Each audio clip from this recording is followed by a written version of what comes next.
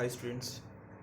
Students, जो कल का टॉपिक चल रहा था उसमें ये एक छोटा सा बचा हुआ था। एक्चुअली 1 मार्क का क्वेश्चन आ जाता है कई बार कि विच वन इज़ करेक्ट। उसमें जैसे ये ऑप्शन पूछते हैं कि conductivity of solution depends upon, तो उसमें 3 ऑप्शन सही होते हैं, या एक ऑप्शन सही होता है, 3 गलत होते हैं, ऐसा कुछ इस तरह के क्वेश्चन आता है। तो ये 4 चीज़ें होती हैं जिसके ऊपर कंडक्टिविटी डिपेंड करती है। First one is charge. That means जैसे जिस भी मॉलिक्यूल को हम ये लें या आयंस को लें, तो उसके अंदर जितने ज़्यादा चार्ज पार्टिकल्स होंगे, जितना ज़्यादा चार्ज होगा उसके ऊपर, like if we are taking FeCl3, in that case Fe is having +3 charge, तो +3 चार्ज। और we are taking MgCl2, in that case Mg is having only +2 charge. जितना ज़्यादा चार्ज होगा उसके ऊपर कंडक्टिविटी डिपेंड करेगी। Second is size. साइज़ जितना छोटा होता है उसके ऊपर डिपेंड करता है। तो साइज जो छोटा होगा वो इजीली माइग्रेट कर जाते हैं actually particles. Third one is concentration of ions. तो कॉन्सेंट्रेशन ऑफ आयंस में जितनी ज़्यादा आयंस की कॉन्सेंट्रेशन होगी ऑब्वियसली उतना ही ज़्यादा कंडक्टिविटी होगी। Fourth one is ease with which ions move under a potential gradient. मतलब आयंस की मूवमेंट क्या है, एक आयनिक मोबिलिटी होती है, उसके ऊपर डिपेंड करता है। तो वो potential gradient means change in potential per unit length. Gradient का मतलब यही होता है किसी एक पर्टिकुलर लेंथ के ऊपर हम स्टडी करें, तो जो पोटेंशियल चेंज होता है किसी भी एक पर्टिकुलर ग्रेडियंट के ऊपर, ठीक है, तो वो किसके ऊपर डिपेंड करता है कि आयंस कितना मूव करते हैं उस पर्टिकुलर लेंथ पे। तो जितना ज़्यादा वो आयंस मूव करेंगे वो क्या होगा, उतनी ही ज़्यादा उसकी कंडक्टिविटी होगी। तो आगे हम चलते हैं, बहुत ज़्यादा इंपॉर्टेंट नहीं है, बाकी एंट्रेंस एग्ज़ाम के लिए काफ़ी इंपॉर्टेंट है ये वाला क्वेश्चन। देन आफ्टर, ये मोलर कंडक्टिविटी जो है ये इंपॉर्टेंट है, इसके अंदर से न्यूमेरिकल आता है मोलर कंडक्टिविटी के। अब तो what is molar conductivity? Actually किसी एक पर्टिकुलर मोल के लिए जो कंडक्टिविटी होती है that is called molar conductivity. Simply इसका जो फॉर्मूला है वो इंपॉर्टेंट है, और कौन सा फॉर्मूला इंपॉर्टेंट है वो यहाँ देखेंगे। तो सबसे पहले the conductance of 1 mole of solution. किसी सॉल्यूशन का 1 मोल जो है, वन या you can say 1 molar solution की जो कंडक्टेंस होते हैं that is called molar conductance या मोलर कंडक्टिविटी। मोलर कंडक्टेंस भी बोल सकते हैं, मोलर कंडक्टिविटी भी बोल सकते हैं, बोथ आर सेम थिंग्स।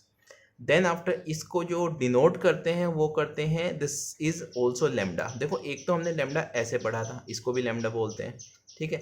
ये जो है ये इसी का ही बड़ा भाई है, इसको भी हम लेमडा बोलते हैं, ठीक है। Lambda M for molar conductivity is equal to conductivity divided by molarity.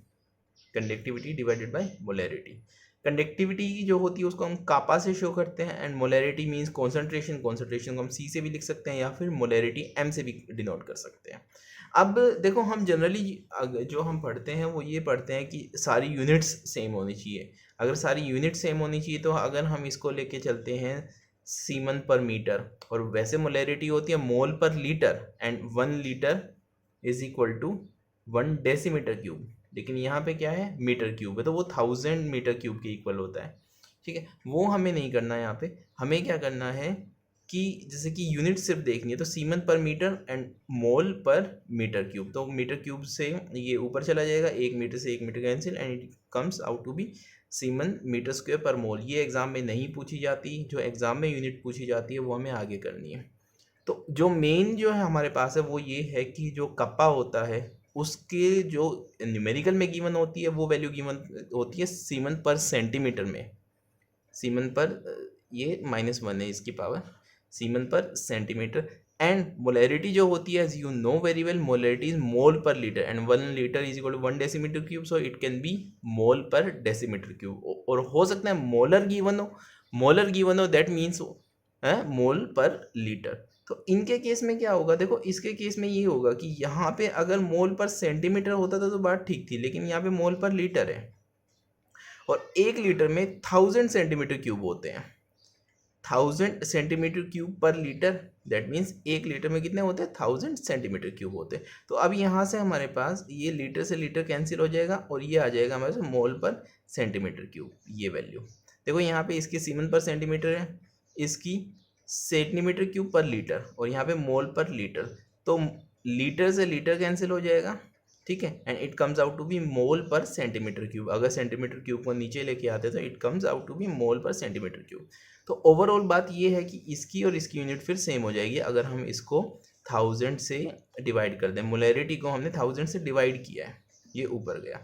देखो थोड़ा सा और एक्सप्लेन कर देता हूँ। जैसे molarity is mole per litre, okay, and हमें क्या चाहिए, हमें चाहिए मोल पर सेंटीमीटर, मोल पर सेंटीमीटर क्यूब, और लीटर जो होता है इसको हम लिख सकते हैं मोल पर डेसीमीटर क्यूब, ठीक है।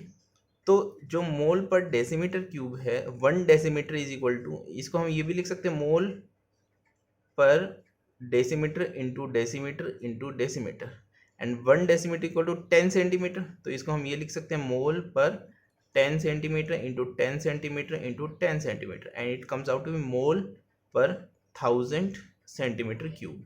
तो 1000 जो ये है मोल पर सेंटीमीटर क्यूब, ठीक है, इसके डिवाइडेड में है 1000, तो अगर इसमें देखा जाए तो इसके अगर डिवाइड में 1000 लिखेंगे तो ऊपर जाके मल्टीप्लाई हो जाता है।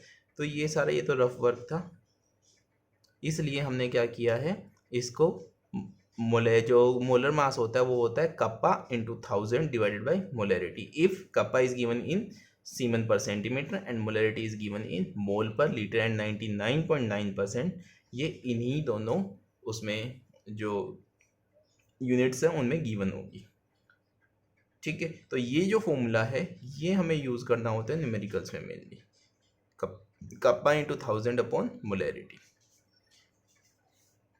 इसके बाद आती है इक्विवेलेंट कंडक्टेंस। तो जैसे इक्विवेलेंट मास के लिए हम नॉर्मेलिटी यूज़ करते थे, इसका फॉर्मूला क्या हो जाएगा, इक्विवेलेंट मोलर कंडक्टिविटी, नहीं sorry, equivalent conductivity is equal to kappa into 1000 upon normality, okay. अब यहाँ पे वही है, नॉर्मेलिटी को नॉर्मल या equivalent mass, gram equivalent upon volume या ग्राम इक्विवेलेंट पर लीटर, और इसको किस में गिवन होगा, कप्पा में। ये इंपॉर्टेंट नहीं है, मोलर कंडक्टिविटी बहुत ज़्यादा इंपॉर्टेंट है, उसको याद रखना, ये तो उसे रिलेट करके कर ही सकते हो। Then after variation of conductivity and molar conductivity. हाँ, एक और बात इसके बारे में बता दूँ, कई बार क्या होता है नॉर्मेलिटी गिवन होता है और नॉर्मेलिटी को तुम क्या करो, मोलरिटी में चेंज करके और तब मोलर मास निकाल लो डायरेक्ट, सॉरी मोलर कंडक्टेंस निकाल लो। नॉर्मेलिटी को मोलरिटी में कैसे चेंज करते हैं, normality equal to molarity into n factor, उससे हम मोलरिटी निकाल लेंगे। Then after variation of conductivity and molar conductivity with concentration, देखो कॉन्सेंट्रेशन के साथ कैसे वेरी करती है। एक और बात मैं तुम्हें बता देता हूँ, जो ग्राफ है आगे वो तुम्हें यहाँ स्ट्रॉन्ग इलेक्ट्रोलाइट से पहले बना लेना अगर पॉसिबल हो तो।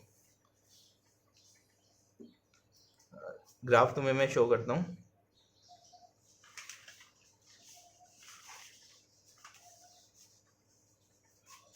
देखो ये जो ग्राफ है इसको एक्सप्लेन मैं बाद में कर दूंगा, अभी तुम लोग इसको पहले बना लेना उसके साथ में।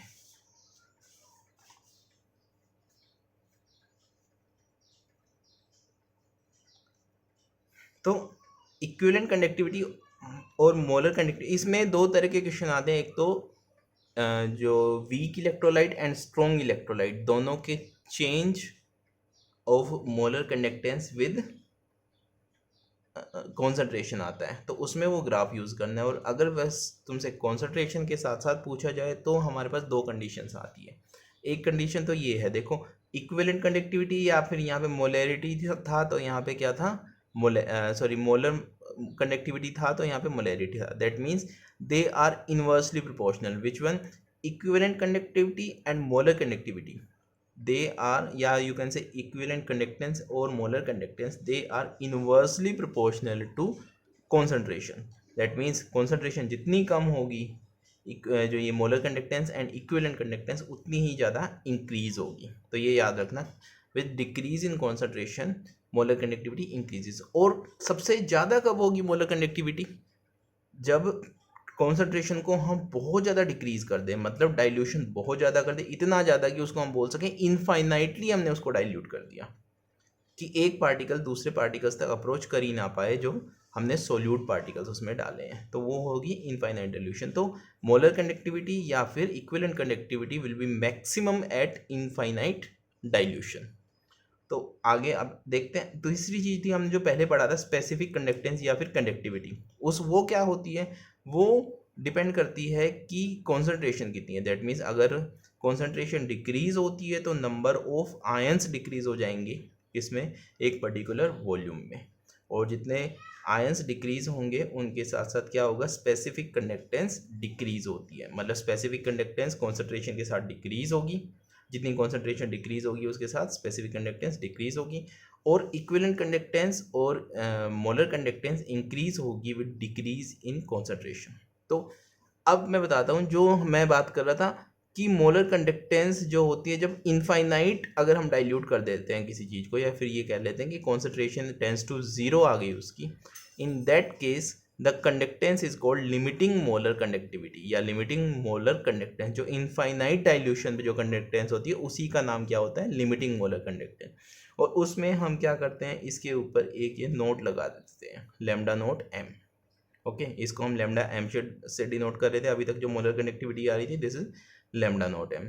और लैम्डा नोट एम जो है उसका स्ट्रॉन्ग इलेक्ट्रोलाइट में तो इजीली कैलकुलेट हो जाती है, वीक इलेक्ट्रोलाइट में नहीं होती। देखते हैं कैसे क्या होता है इसमें।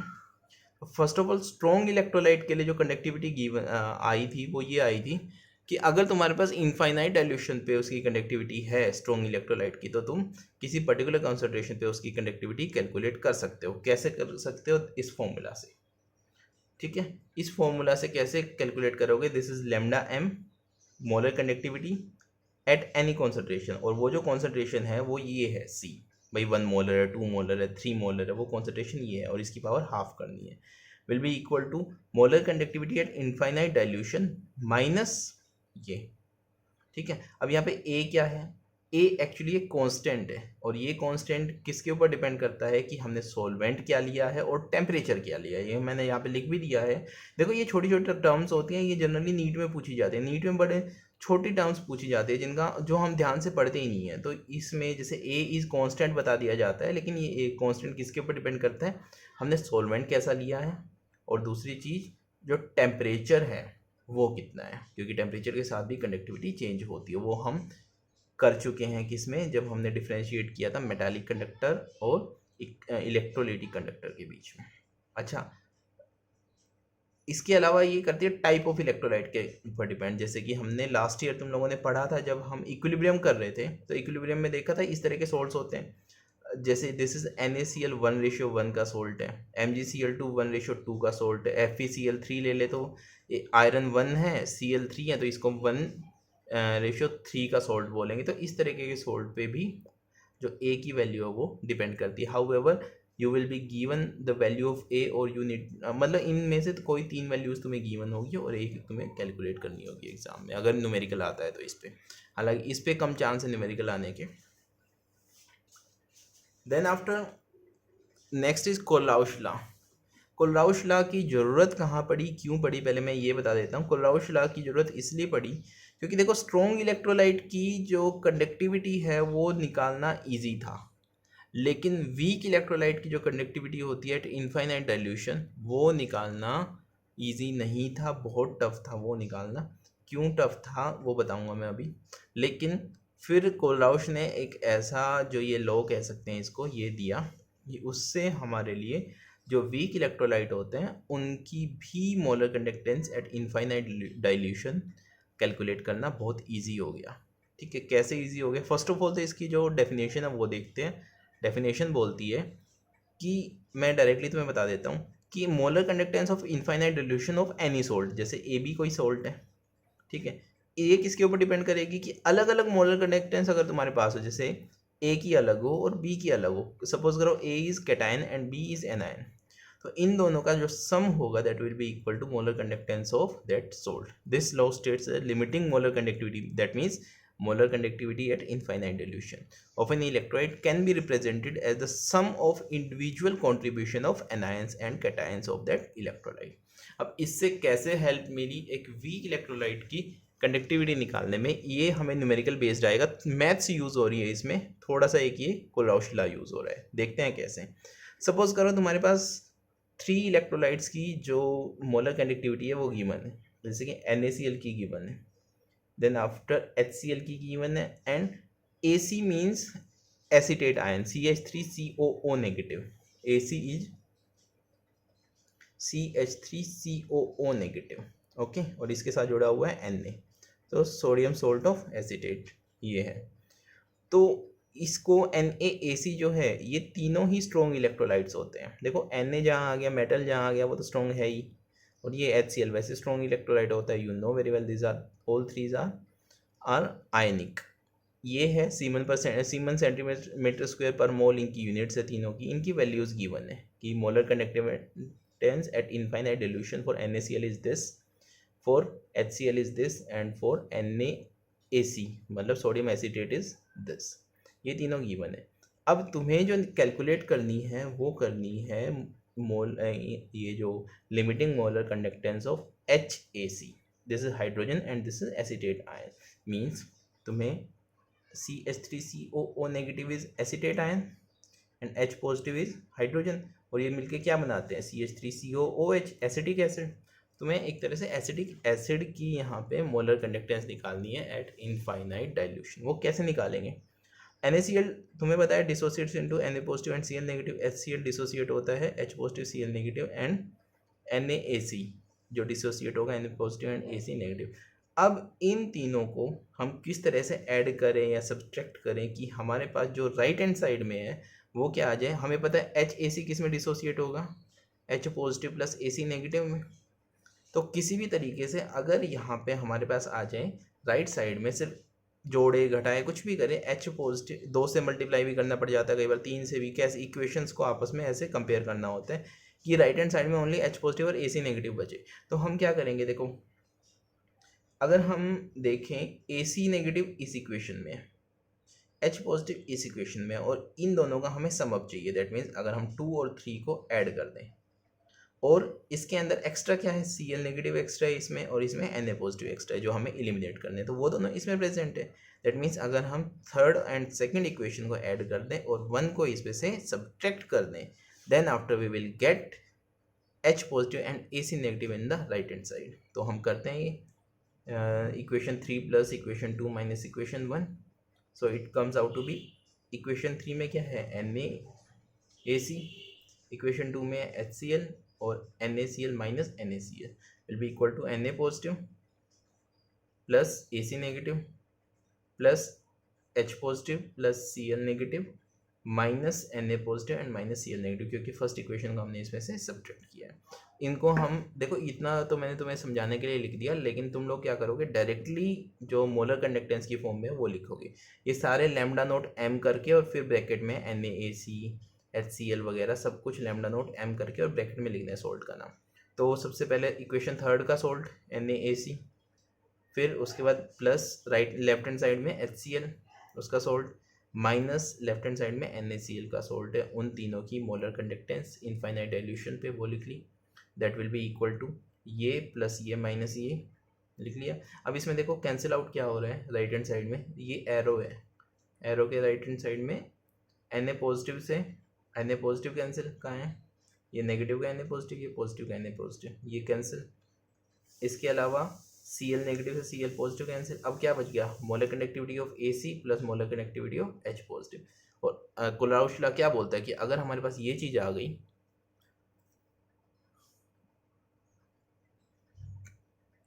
कोलाउस लॉ क्या बोलता है कि अगर हमारे पास ये चीज़ आ गई राइट हैंड साइड में, तो इनकी मोलर कंडक्टेंस का जो सम है वो किसके इक्वल होगा?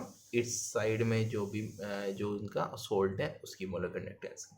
तो इनकी वैल्यू हमें क्या, देखो इन तीनों की वैल्यू हमें पता है, ये गिवन है यहाँ पे। इसकी है जो फर्स्ट वन है NaCl, उसकी है 126.4, और ये माइनस का है तो माइनस 126.4।